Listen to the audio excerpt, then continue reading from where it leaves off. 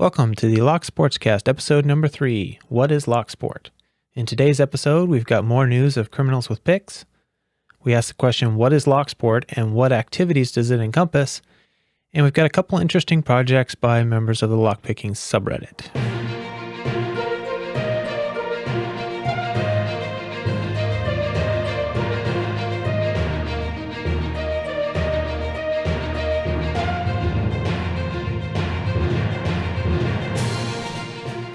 Well, welcome back to all my returning listeners and welcome to all the new listeners. A couple of quick things I need to go over today. I want to thank everyone that has contributed news to this episode. However, it was a bit light this week. I would implore all of you to send me anything you've got that's Locksport related that you think anybody might have any interest in.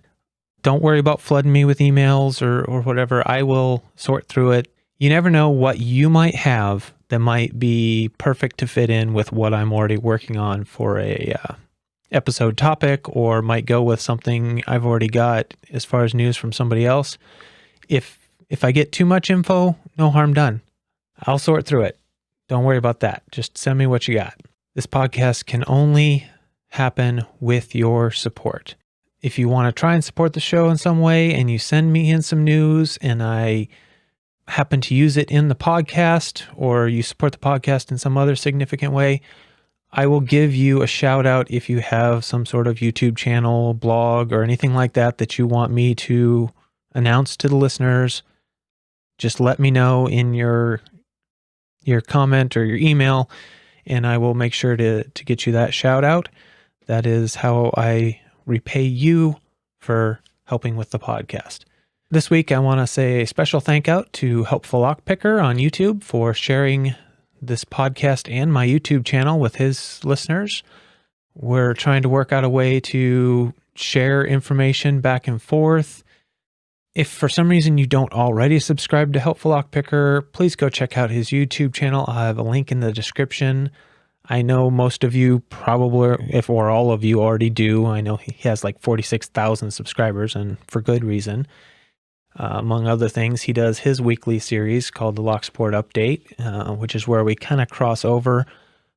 However, his is a video update, so he can do a much better job of covering new Locksport channels or things that happen in Locksport YouTube videos in the community that way. I, as an audio-only podcast, can't do a good job of covering that, so I'm going to leave more of that to him.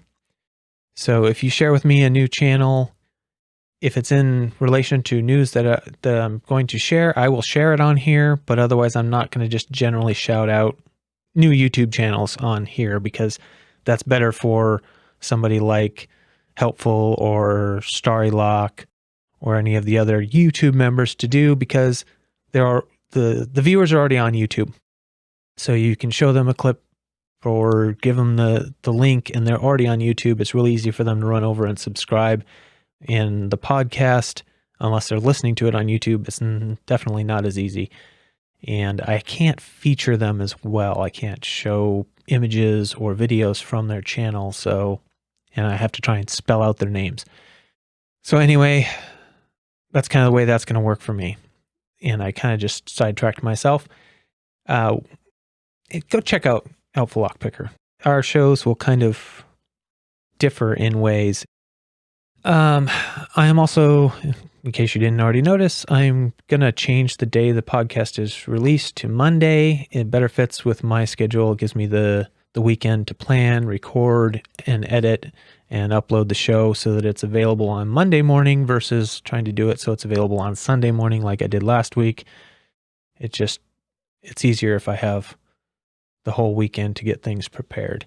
Well, we've got another story of lockpick possessing criminals. We've got 2 women facing breaking and entering charges and theft charges in Jonesboro, Arkansas. I guess deputies got a call about an incident at a storage unit, and they were told of people in a white Ford Expedition carrying bolt cutters. When deputies caught up to the vehicle and pulled it over, they claimed they were just emptying out a storage unit that they weren't using anymore, but they didn't have a working key to the unit. All the keys they tried to show the deputy that it was theirs, none of the keys worked, and they found in the vehicle meth pipes, several cut locks, lockpicking kit, bolt cutters. So I don't know. It sounds like they were just pretty much cutting the locks, but they did possess lockpicking tools, which, makes it part of my news, and kind of points out again that it puts into the general public's viewpoint that criminals do possess lockpicks and do pick locks. Even if they're not actually picking them, they're being busted with them, and that's something that sits in the mind of the people that read these stories. That's really my only point on that. All right, for the main topic of this week, I was going to talk about what is Locksport. In my description for the podcast, I've described it as the hobby of legal lockpicking, which really is not a good definition of what Locksport is. It's just something quick I thought up as I was having to put something in that field. And a little more clear definition comes from Wikipedia. Wikipedia defines it as Locksport is the sport of or recreation of defeating lock systems. Its enthusiasts learn a variety of skills, including lock picking, lock bumping, and a variety of other skills traditionally known only to locksmiths and other security professionals. While that's a true and accurate description, I think there are a lot more activities that lock sport enthusiasts are involved in. Some of them may be considered lock sport, some of them may not be. It depends on who you talk to. Some people consider certain things lock sport and certain things aren't. Some things are just physical security in general. Some are unrelated. So I'm going to go through a list of some of the ones that have come up. I asked a question on Reddit and I made a list of my own, and I'm just going to kind of fuse those things together. Forgive me if I miss anything or I get some details wrong. I don't have personal experience with all of these different facets. I'm just going to kind of give a list and a brief description of each and go from there. Feel free to send me a message if I forget your favorite activity, or if you think something on the list shouldn't be considered part of Locksport. I'd be interested to know what your viewpoint is. Maybe I can update this or share an update on this at some point. But before we get into this list, let me remind everyone of the basic rules. Never perform any of these activities on locks that you don't own or have permission to pick. Do not perform these activities on locks that you rely on or that are in use. So, what activities might be considered Locksport? This is just a generalized list that I came up with. First and foremost, there's picking locks, and there's just picking locks for the fun of it. It's a fun challenge. It's a good way to work with your dexterity, and it's like solving a puzzle. Each lock is a unique puzzle. No two locks, even if they're the exact same make, model, brand, everything, they're not going to pick exactly the same. Sometimes they can even be keyed the same and not pick the same. Moreover, when you go to different brands of locks, different styles of locks, you get a completely new puzzle and a unique experience. For me, I find it works really well as like a fidget spinner type device. I sit there and I can, if I'm feeling anxious or I need to do something with my hands and I'm trying to watch a movie or YouTube videos or listen to podcasts, I can sit there with, a pile of locks next to me and my picks and pick locks. And it gives me something to do with my hands while I'm concentrating on what I'm watching or listening. Kind of an absent-minded picking thing that I do. Another thing that comes up is lock picking competitions. At some events and conferences, they'll have lock picking competitions. I've never seen or been in one personally, but here can be quite fun for those involved, especially if you're the competitive type. There are different types. I'm not familiar with all of them, but it's usually kind of some kind of speed-based thing. If you're interested, research it. I can't tell you much about it. I've never actually seen or been involved in one. One thing that came up from flashing flames in the Reddit was disassembling and repinning locks. It's a simple thing that I didn't even think to include, but it really is key in understanding how a lock works. By taking it apart, seeing how all the parts interact, it gives you a better idea of what it is you're feeling as you're trying to set pins. It's also a great way to make a lock into a new experience. You can change the bitting, you can change the position of security pins and standard pins. You can make the lock more or less difficult to pick. You can do progressive pinning. You can do all kinds of things to get more practice out of a single lock. So it's key to that. You also have to be able to demonstrate your ability to do that to move through the Reddit's karate belt flare system.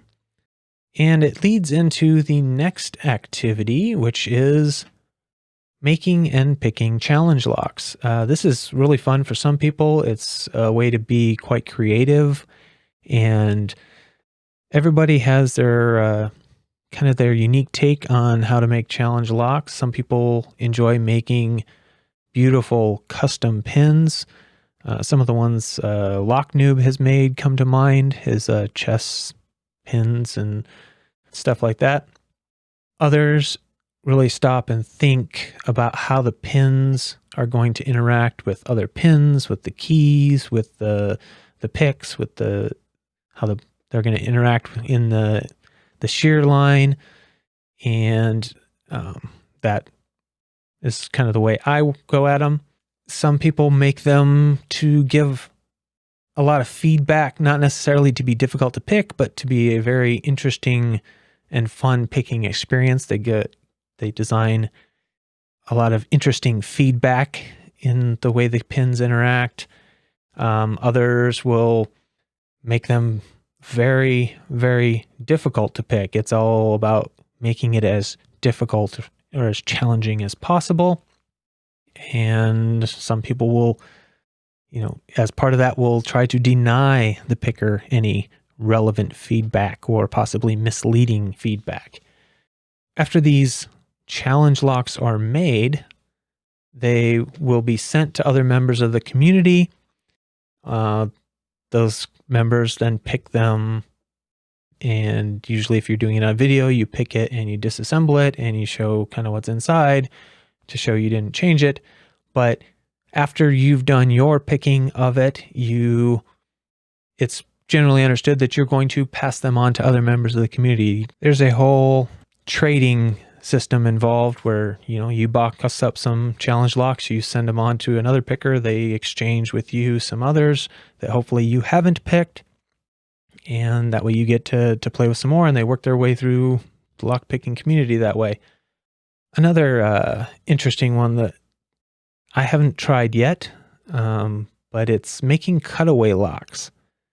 Some people get really into making cutaway locks. Some of them are very beautiful and artistically done.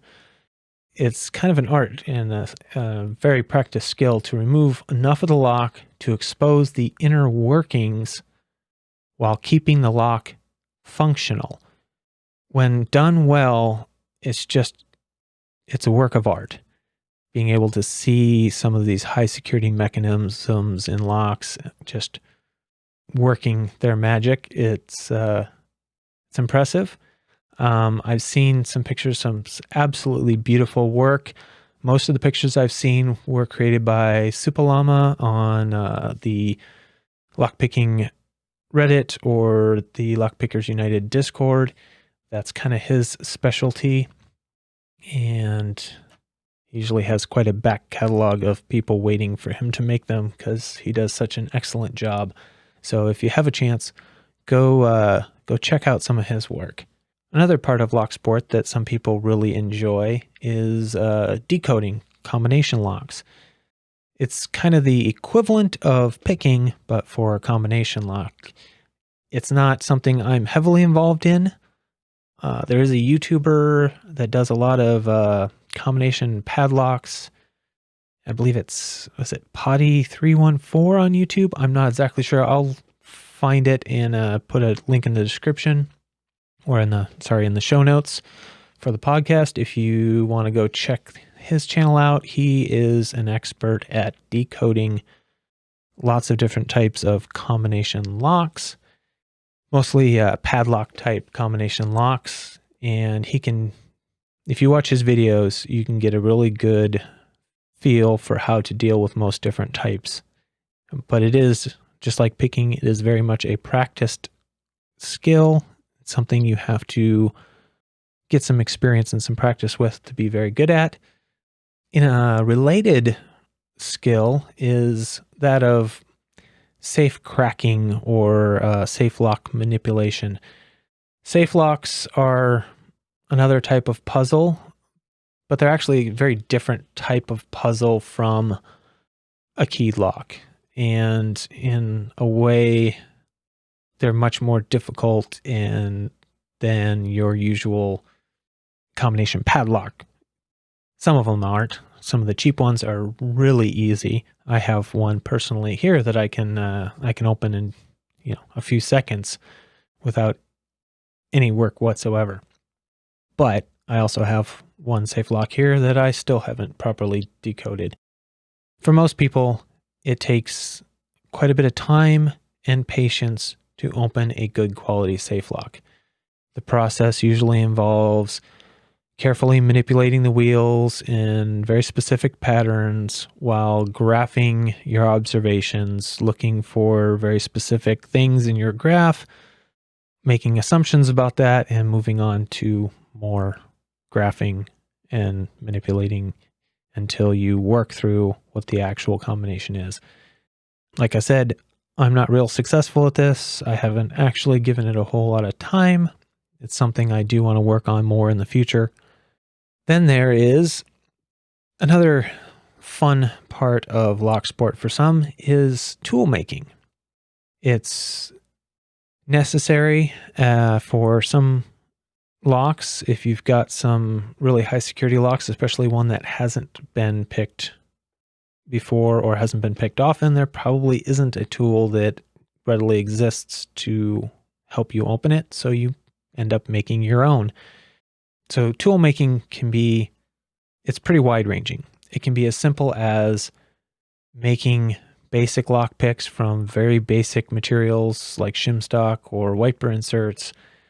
They can be crude but functional, or some people go as far as to make beautiful custom picks with custom handles, polished mirror finishes, all kinds of new interesting shapes to give you that little bit of an advantage, and pretty much everything in between those two extremes. And then you've got the other part, which is I kind of touched on earlier, which is making custom one-of-a-kind tools to help defeat difficult or high security locks. Sometimes you have to think completely outside the box and just get creative. And then you have other methods of entry, which aren't picking or decoding things that bypass the actual locking mechanism. So you have non-destructive bypass methods. Basically, finding a way to get the lock open without having to deal with whatever main locking mechanism there is and without damaging it. Things like that are simply slipping the latch, reaching past the key cylinder to turn the actuator or move the actuator with a special tool without needing to turn the actual key mechanism or the combination mechanism. There are many, many different methods, too many for me to go into here, but it is something fun to research and to play with. Then this one gets a little controversial when you come into Locksport, but there's destructive bypass methods. These can be quite fun to watch on a video, and it's kind of an anything goes approach. The goal is to get past the lock pretty much by any means necessary. This is the type of method that is most often practiced by criminals. A crowbar, a pair of wrenches, pry bars, hammers, bolt cutters. Those are destructive bypass methods, but more interesting ones could be freezing the lock, melting parts of the lock. There are creative ways to do destructive bypass that are quite fun to watch on YouTube. I know I've seen a few by Lockpicking Lawyer. Some people enjoy designing and making new types of locks. It's more about the design and building of the prototype quite often more than actually making a real lock to produce.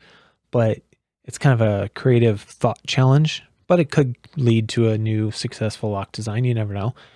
For this part of it, it doesn't actually have to be a real usable secure lock. There can be ones made out of scraps of old locks. You can make a lock out of custom cast pieces yourself. You can make it out of wood. You can 3D print them now. There's an example of that in one of the things I have coming up later. It's another skill that a lot of people practice in Locksport or physical security world is key impressioning. This is another one that I haven't personally tried yet, so I can't talk too authoritatively about it. I don't know all the details involved, but in a nutshell, it's basically the skill of making a key for a lock without already having an existing key to make a copy of. You're using the lock itself to give you the clues you need or to help you make the key that fits it. As I understand it, you're basically going to have a blank key, either just a standard blank key or one with a special surface treatment. That can be like a thin foil or other impressionable surface. Or in the case of like tubular locks, you can impression them with a tubular lock impressioner, which has some pins that have some resistance on them and they impression themselves. It's hard to explain on a audio only podcast. So if you're interested, there's lots of videos about this, but basically you're going to insert the key into the lock, turn it back and forth. The pins that bind, the ones you would normally pick first, offer resistance. They make marks on the surface or impression themselves into the soft surface. And if it's a deformable surface on an impressionable surface on the key, you've got a dimple lock key with a foil covering over the top or something like that. It will slowly deform on its own as you do this, if you do it correctly, and it will end up creating the correct bitting and the lock will eventually open. If it's a standard type key that you're using, you prepare the surface edge of the key, you do the turning back and forth thing, you pull it out, you look at it carefully with like a magnifying loupe, you file away where you see marks left by the binding pins, and you just keep repeating that over and over again until you get to the point where you have a working key. Like I said, not something I have any experience with, just I've seen a few videos on it. But it is an important part of Locksport. Some other things that were brought up, this one by Logos Lock on the Reddit. He brought up researching the history of locks. Locks and lock companies have long and interesting histories. So does the history of Locksport itself, and they're kind of intertwined. So that can be fun for people who are interested in history and researching history, going down the rabbit hole of lock and Locksport history can be a very fun pastime for some. Another one that may or may not be part of quote-unquote Locksport, but a lot of people who are into Locksport end up practicing is lock collecting. It's pretty pervasive in the Locksport community. Not everybody does it, but a large percentage of the Locksport community will have some sort of collection of locks. Some of them are really into collecting old locks. Some are interested in unique, rare locks, and some very specifically in high security locks. So that's my basic list of things that I came up that may or may not be part of Locksport. Let me know what you think. Did I miss anything? Is there anything that I should have included? Did I misspeak? Send me an email, charles@charlesbuildscraft.com, or any of the other methods that will be in the show notes below. Just get a hold of me and let me know. A couple of interesting things I found on the Reddit. Lethalogica X made a 3D printed lock. I'll have a link in the show notes below to the Reddit post and the YouTube video she put up about this 3D printed lock. It's unique, and I think everyone should go check it out if you haven't already. It's hard to describe, so I'm just going to leave it at that. It's 3D printed lock with a 3D printed key. You know, physically it's not secure, like I said earlier, but it's an interesting project, and I think you should check it out. Another one, this is a new channel to me, and it looks like a pretty new channel in general, called Grain O' Rice on YouTube. Grain O' Rice does lock picking and safe lock manipulation and cracking. So they shared a video about some ideas and some experiments they've been performing on Group 1 safe lock. Now, it's hard to explain, but Group 1 is a high security safe lock mechanism. Your reasonable security safes are going to have a Group 2 safe lock. It's a good quality lock, but it can be manipulated. It's the type of lock you have to manipulate to qualify that skill for, like, the black belt, karate belt flare. Group 1 is quite often, I mean, it's designed to be manipulation proof, but there are some theories on how to do it, and he's working on with one of those that has to do with the sounds the lock emits, and using a microphone and a circuit to try to decode the lock that way. And I think it'd be interesting to check it out. I'll have a link to the video and the Reddit post in the show notes. Now, last week we talked about the lock picking karate belt flare system for the Reddit and the Discord. And right now I plan on announcing as best I can any new black belts that are announced on the Discord, because the mods will put up a announcement when somebody gets a black belt. They get an actual announcement in the announcement section of the Discord. So that's really easy for me to grab before a show and put up. And it's quite rare occurrence. To put things into context, I thought I would share with you what the current stats are. These stats are from the Reddit, not the Discord. And it's not a combined, it doesn't include the Discord numbers. A lot of them overlap. People who are on the Discord are also on the Reddit. So anyway, but these are the statistics from the Reddit. We have a total of 3,518 people participating as of the 2nd of June of 2020. Of those, 631 of them are white belts, 1,023 are yellow belts, 1,206 are orange belts, 376 are green belts, 133 are blue belts. So there are only 64 purple belts, 29 brown belts, 30 red belts, and only 26 total black belts. Out of 3,518 people, only 26 have made it to the black belt level. Looking at these numbers, I would like to be able to announce, and I think it would be manageable for me to handle announcing purple belt or higher, but it gets tricky because they only put up announcements for black belts and only on the Discord. So I don't have a way to properly track all of the new purple, brown, and red belts. I might be able to grab a few of them by going through the belt requests on the Discord, but those would only be the people that requested it on the Discord. It wouldn't be the people that did it through a message on the Reddit like I did. So I'd miss a few, and there's no official announcements of them. So unless like a mod was willing to send me a list of new purple belt and hires every week, I have no way of keeping track of that. So for now, I'm just going to announce new black belts. I don't want to put any more load on the mods. They've got enough to do.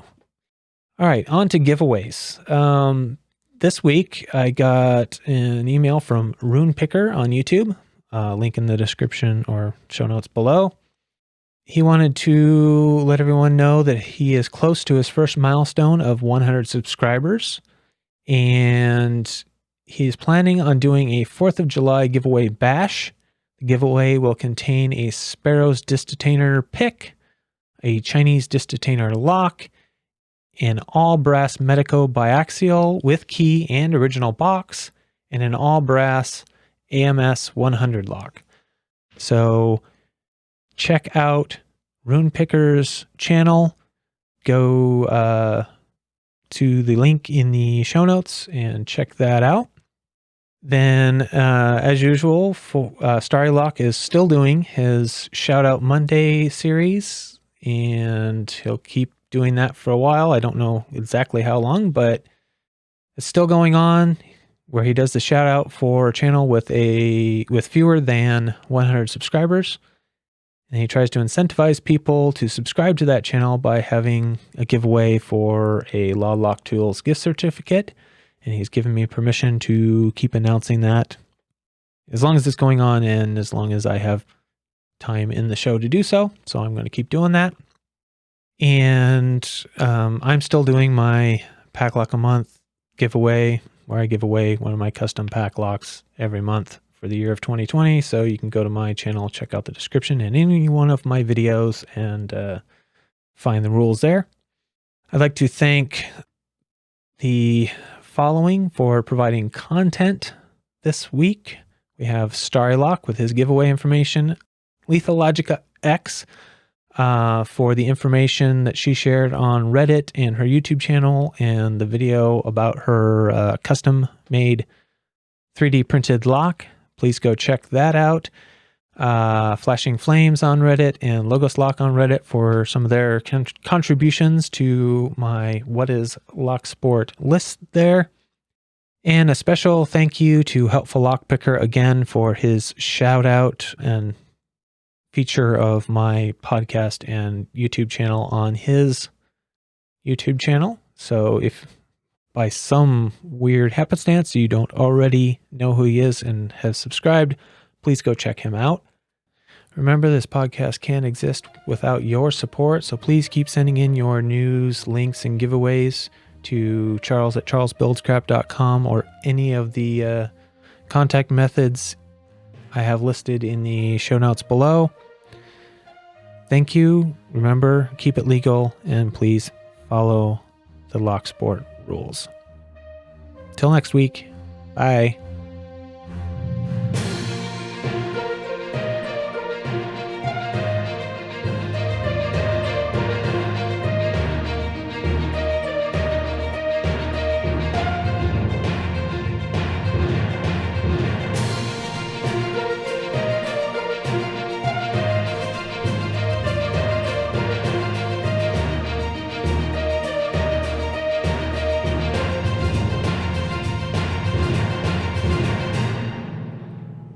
That's it. Show's over. I'm done. Stick a fork in me. It's been grand. This is Hard Harry saying sayonara.